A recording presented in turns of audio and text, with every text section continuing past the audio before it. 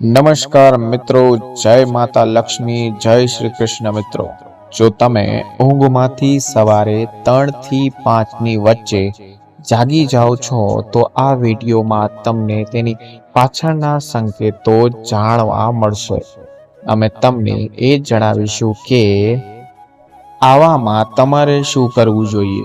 શું 3 થી 5 વાગ્યા વચ્ચે નીંદર ઉડવી સારી માનવામાં આવે છે કે સારું માનવામાં આવતું નથી? અને જો આ સમયમાં નીંદર ઉડી જતી હોય તો તમે આ કામ ના કરો તો તમે ખુદને જ નુકસાન પહોંચાડી શકો છો। આ સાથે હું તમને એવા સંકેતો પણ જણાવીશ કે જેના દ્વારા તમે જાણી શકો કે ભગવાન તમારાથી ખૂબ જ ખુશ છે, જેના કારણે ભગવાન તમને આશીર્વાદ આપશે અને તમને ધનવાન બનતા કોઈ રોકી નહીં શકે। સાથે જ તમને માન સન્માન પણ મળી શકે છે। તે માટે હું તમને વિનંતી કરું છું કે આ વિડીયોને તમે ધ્યાનપૂર્વક અંત સુધી ધ્યાનથી જુઓ અને જો પસંદ આવે તો અમારી ચેનલને સબસ્ક્રાઇબ કરવાનું ભૂલતા નહીં। વિડીયોને લાઈક અને તમારા મિત્રો સાથે શેર કરજો। જો કૃષ્ણ ભગવાનને માનતા હોય તો કમેન્ટ બોક્સમાં જય શ્રી કૃષ્ણ જરૂરથી લખજો। તો ચાલો આપણે નિંદર સંબંધિત તો કેટલાક એવા અનેક ઉપાયો અથવા સંકેતો વિશે આગળ વાત કરીએ। એક જૂની કહેવત છે કે જ્યારે ભગવાન દયાળુ હોય છે ત્યારે તે પોતાના ભક્તોને તેમના આશીર્વાદ આપે છે અને ધન દોલત પણ આપે છે। ભગવાનનો સહારો અને વ્યક્તિની મહેનત બંને મળી જાય તો તેને સફળ થવાથી કોઈ રોકી શકતું નથી। વ્યક્તિની ઊંચાઈ પર પહોંચવાની ઈચ્છા હોય છે, પરંતુ શું તમે જાણો છો કે કોઈ પણ વ્યક્તિ સફળ થાય તે પહેલા ભગવાન પણ ચોક્કસથી આ સંકેતો આપે છે? તો સફળતા માટે એવા કેવા સંકેતો મળે છે જે ભગવાન આપણા માટે મોકલતા હોય?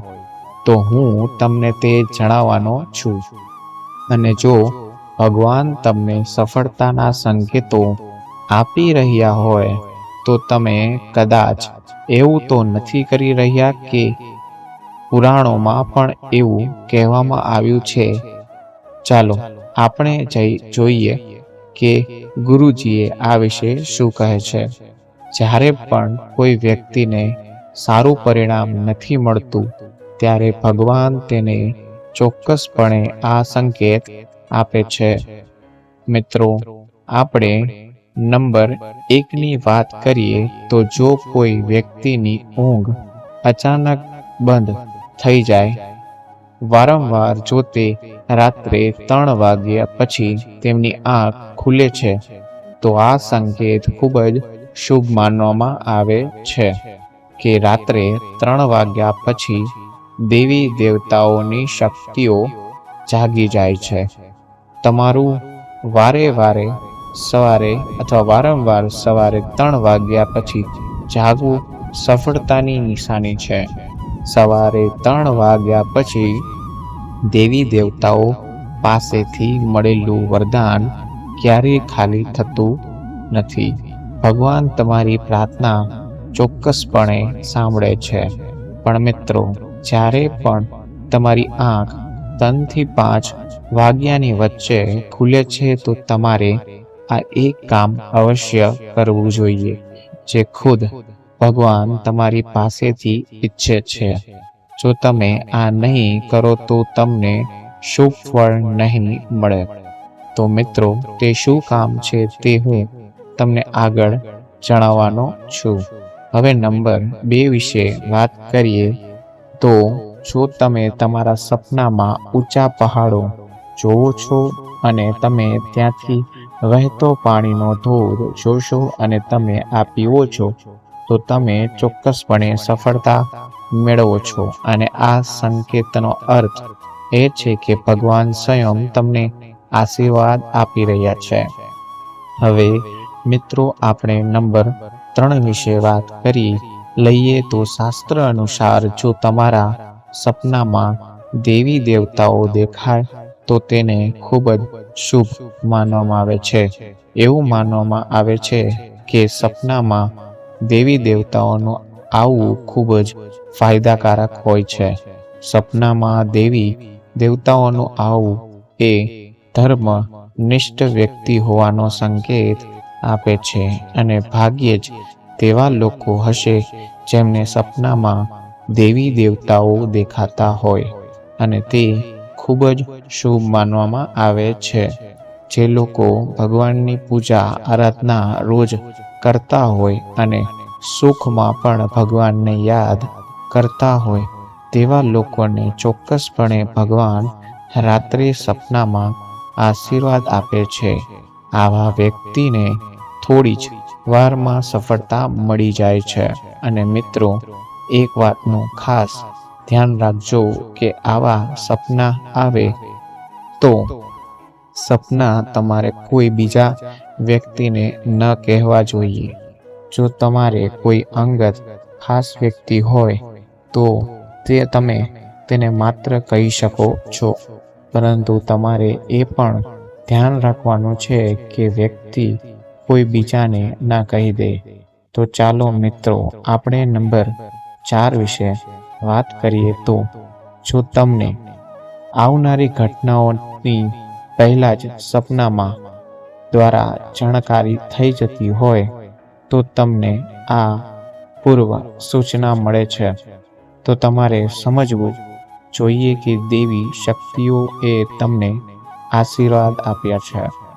તો મિત્રો, હવે નંબર 5 વિશે વાત કરી લઈએ તો આપણે સપનામાં કૌટુંબિક પ્રેમ, તમારી પત્ની મળતો પ્રેમ, પુત્ર પુત્રી અને તમારા પરિવારના તમામ સભ્યો તમારા આદેશનું પાલન કરી રહ્યા હોય, તેઓ બધા તમને પ્રેમ કરે છે અને તમે પણ તેમને પ્રેમ કરો છો, તો તમારે સમજવું જોઈએ કે દેવી શક્તિ તમારા પર પ્રસન્ન છે. હવે મિત્રો, આપણે નંબર 6 વિશે વાત કરી લઈએ તો જો તમને સપનામાં અચાનક લાભ મળે, તમને સંપત્તિ મળે અથવા તો તમને પૈસા કમાવાના અલગ અલગ સ્ત્રોતો સપનામાં જોવા મળે છે તો આ એક શુભ સંકેત માનવામાં આવે છે. હવે નંબર 7ની વાત કરી લઈએ તો જો તમને સપનામાં કોઈ સુગંધિત વાતાવરણ લગતું હોય, તમારી આજુબાજુનું વાતાવરણ તમને સુગંધિત દેખાતું હોય અને સ્વચ્છ અને સુંદર દેખાતું હોય તો સમજો કે ભગવાનની શક્તિઓ તમારી આસપાસ છે અને તમને મદદ કરવા માંગે છે. હવે આપણે નંબર 8 વિશે વાત કરી લઈએ તો સુખદ પવન તમારી આજુબાજુમાં ફૂંકાતો હોય અને તમને સપનામાં એવું લાગે કે આજુબાજુમાં આ પવન ફૂંકાઈ રહ્યો છે, અથવા જો તમને શરીરમાં અચાનક કોઈ ઘસારો અનુભવ્યો હોય જે પહેલા ક્યારેય ન થયું હોય તો સમજવું કે ભગવાન કે દેવી તમારા પર પ્રસન્ન છે.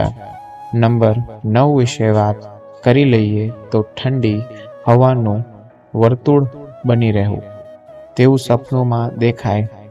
કા જમીન પર રહેતા સમય પણ ક્યારેય તમને અનુભવ થાય કે મારી આસપાસ વાદળું છાયું કે ઠંડી હવાનો સમૂહ છે જેને મને ઘેરી લીધો છે, તો તમે સમજો છો કે ભગવાનની કોઈ દેવી શક્તિઓ તમને ઘેરી લીધી છે.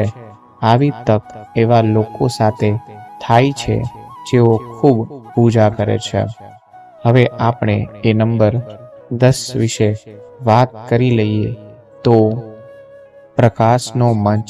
અચાનક તમને તેજસ્વી પ્રકાશનો એક મુક્કો દેખાય છે જેની તમે કલ્પના પણ કરી નથી શકતા. અચાનક તમારા કાનમાં મધુર સંગીત સંભળાય છે અને તમને આશ્ચર્ય થાય છે કે અહીં આજુબાજુ કોઈ સંગીત નથી, તેમ છતાં તે તમારા કાનમાં ગૂંજી રહ્યું છે. જો તે સીટી વગાડવાની જેમ સંભળાય છે, તો પછી તમારે સમજવું જોઈએ કે દેવી શક્તિઓ તમારી નજીકમાં છે અને તમારી સાથે વાતો કરવાનો પ્રયાસ કરી રહી છે. આ ઘણીવાર એવા લોકો સાથે થાય છે જેઓ તેમના પ્રિય ભગવાનના મંત્રોનો સતત જાપ કરે છે અને ભગવાનની શ્રદ્ધા રાખે છે અને ભગવાનને દરરોજ પ્રસન્ન કરે છે. હવે આપણે નંબર 11 વિશે વાત કરી લઈએ. તો કોઈનો અવાજ સંભળાવો. તમે રાત્રે ઊંડી ઊંઘમાં છો અને તમને લાગે છે કે કોઈએ તમને બોલાવ્યા છે અથવા તમને જગાડવાનો પ્રયાસ કર્યો છે અને તમે અચાનક જાગી ગયા છો, પરંતુ પછી તમને ખ્યાલ આવે છે કે ત્યારે કોઈ નથી, પણ ચોક્કસ અવાજ હતો. જો તમારી સાથે આવું ઘણી વખત બન્યું હોય તો તમારે સમજવું જોઈએ કે તમે કોઈ અલૌકિક શક્તિ દ્વારા આશીર્વાદ મેળવી રહ્યા છો. આવી સ્થિતિમાં તમારે હનુમાનજી મહારાજનું ધ્યાન કરવું જોઈએ અને તેમનો આભાર માનવો જોઈએ. હવે મિત્રો, આપણે નંબર 12 વિશે વાત કરી લઈએ.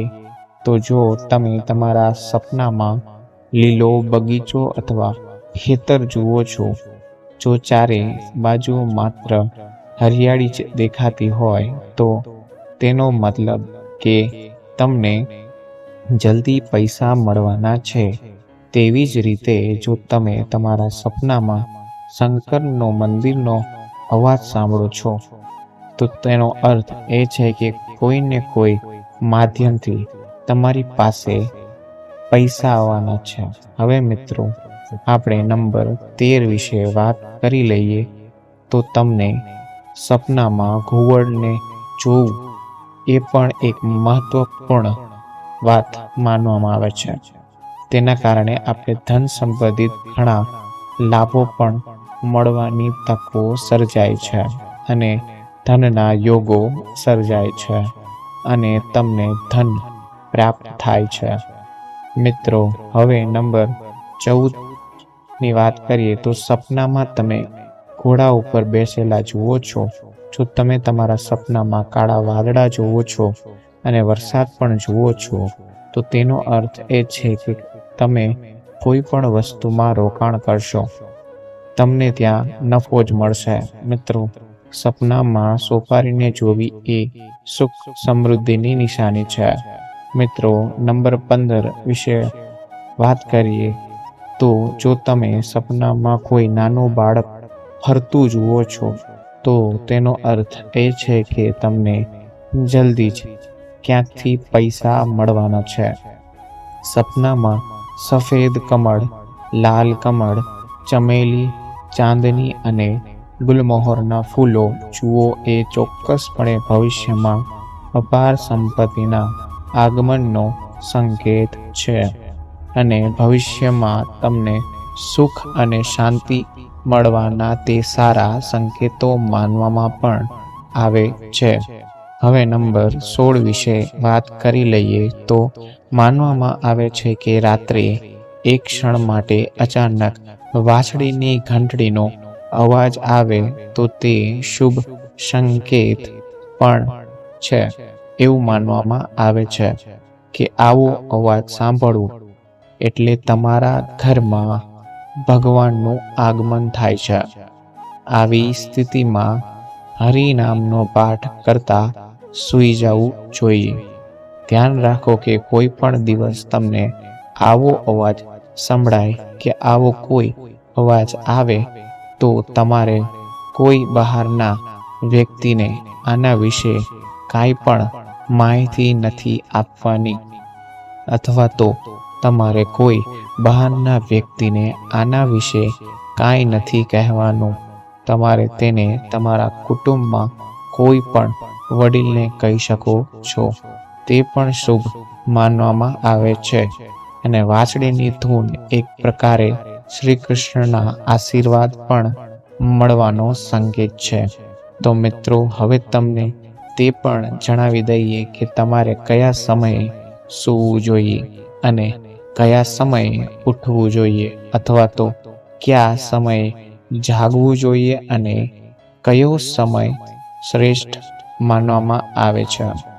તો આપણે વાત કરીએ તો સૂવાનો સમય તમારે 9 વાગ્યે આજુબાજુનો રાખો, અથવા 9 વાગ્યા કોઈ કામસર ન સૂઈ શકો તો છેલ્લે તમારે 11 વાગ્યે સુધીમાં તો સૂઈ જ જવું જોઈએ, કારણ કે તે શુભ સમય માનવામાં આવે છે. ઉઠવા માટેનો એ સમય છે કે જ્યારે બ્રહ્મ મુહૂર્ત સમય ચાલી રહ્યો હોય, એટલે કે સવારના 3 થી 5 વાગ્યાનો સમય કહી શકાય. અથવા તો તે સમય સાક્ષાત ન હોય તો તમે સૂર્યોદય પહેલા ઉઠી શકો છો. સૂવા માટે અને ઉઠવા માટેનો યોગ્ય સમય માનવામાં આવે છે. તેનો ઉલ્લેખ આપણા શાસ્ત્રમાં પણ કરેલો છે. તો મિત્રો, ચાલો હવે આપણે એ પણ જાણી લઈએ કે સવારે 3 થી 5 વાગ્યા વચ્ચે તમારી નીંદર ઉડી જાય હોય, અથવા તો તમારી આંખ 3 થી 5 વાગ્યા વચ્ચે ખુલતી હોય, તો તમારે સૌપ્રથમ કયું કાર્ય કરવું જોઈએ. અને આ કાર્યને ધ્યાનપૂર્વક સાંભળજો અને આ કાર્યને ભૂલશો નહીં. જો આ કામ નહીં કરો તો આ શુભ સમય તમારા માટે નકામો બની જશે. 3 થી 5 વાગ્યે વચ્ચેમાં તમારી નીંદર ઉડી જતી હોય તો કોઈ દિવસ ફરીથી સૂવાની ભૂલ ના કરતા. આ પાપ પણ માનવામાં આવે છે. તો તમારે જાગીને સ્નાન કરવું જોઈએ, તમારા રોજિંદા કાર્યમાં નિવૃત્ત થવું જોઈએ અને ભગવાનનું ધ્યાન કરવું જોઈએ અને પૂજા કરવી જોઈએ, કારણ કે આવી સ્થિતિમાં ભગવાન તમને જગાડે છે. જો ભગવાન સાથે વાત કરવી હોય તો મિત્રો, તમારે તમારી ઈચ્છાના ભગવાનને વ્યક્ત કરો. તમારી ઈચ્છા ચોક્કસપણે પૂરી થશે. પરંતુ જો તમે પૈસાના કારણે અથવા તો રાત્રે મોડે સુધી જાગવાના કારણે તમે વહેલી સવારે 3 થી 5 વાગ્યે વચ્ચેના સમયે જાગી ના શકતા હોય, તો ઓછામાં ઓછું ભગવાનનું નામ જાપ કરો અને નામનો જાપ કરીને સૂઈ જાઓ. તો મિત્રો, આ સાથે આપણો આજનો વિડીયો અહીંયા પૂર્ણ થાય છે. અને જો આવા જ વિડીયોને તમને જોવા હોય અને આવા વિડીયો ગમતા હોય તો અમારી ચેનલને જરૂરથી સબસ્ક્રાઇબ કરી લેજો. અને હા, નોટિફિકેશન બેલને ઓન કરવાનું ભૂલશો નહીં. વિડીયોને લાઈક અને તમારા મિત્રો સાથે શેર કરજો. અને જો શ્રી કૃષ્ણના ભગવાનના માનતા હોય અથવા તેના ભક્ત હોય તો કમેન્ટ બોક્સમાં જય શ્રી કૃષ્ણ અવશ્ય લખજો. ફરી મળીશું આવા એક નવા વિડીયો સાથે. ત્યાં સુધી જય શ્રી કૃષ્ણ.